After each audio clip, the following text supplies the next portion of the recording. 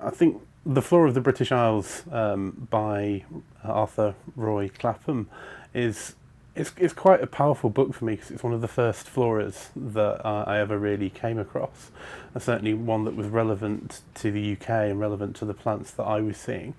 And I think the first time I came across it was on the bookshelf of my grandmother's house.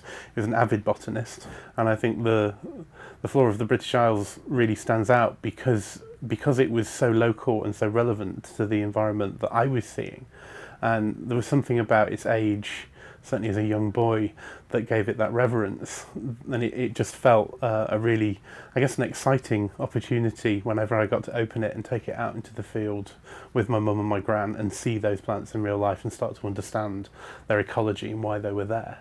In this book, author tried to visualize this audience how these plants originally look like.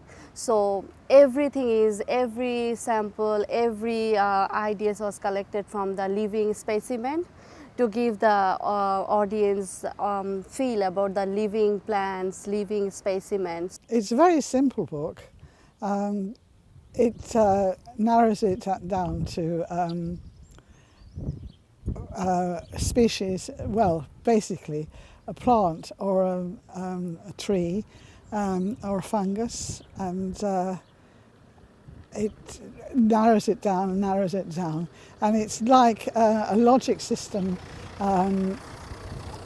when the children play games on the iPad now. Roy was a formal individual. He was a slightly eccentric, I would say, and unworldly in some senses. As one story, which was apocryphal at the time, everybody knew, he lived in a big old Sheffield stone house, and everyone knew that the roof was leaky. So instead of getting the roof mended, Roy had buckets strategically placed, and we had a marvellous chief laboratory technician at the time, who I remember when I first came here was in charge, a wonderful man called Ted Barron. Ted would be in charge of all the technicians, making sure all the facilities were available.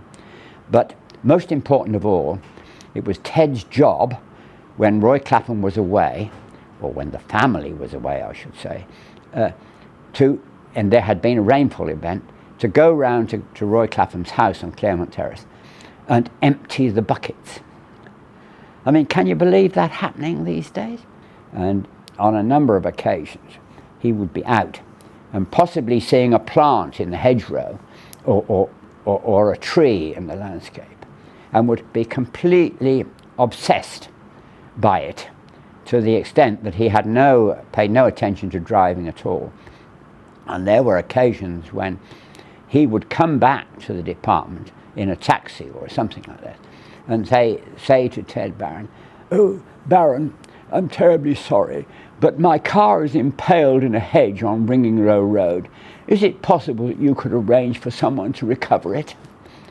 I think Arthur Roy Clapham's Flora, it had obviously a profound effect on me growing up and as an amateur botanist.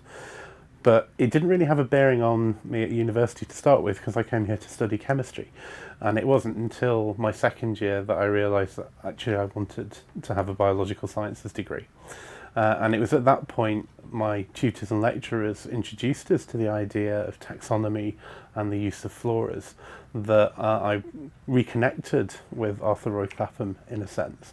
And it was particularly colleagues like Professor Sir David Reed, who were teaching me at that time, that told me about his illustrious history at Sheffield, which I wasn't fully aware of. And you know, it's kind of a bit of a spine-tingling moment, realising that I was now studying in this institution where this guy who wrote this really influential book had actually done so much of his research. The book was brilliant. It was always in my hip pocket, and we took it on a honeymoon with us. And I've got in the Flora of British Isles, the excursion book, I've got dried flowers, examples of dried flowers, and use as a reference. And it's brilliant. I don't know how people got on without it.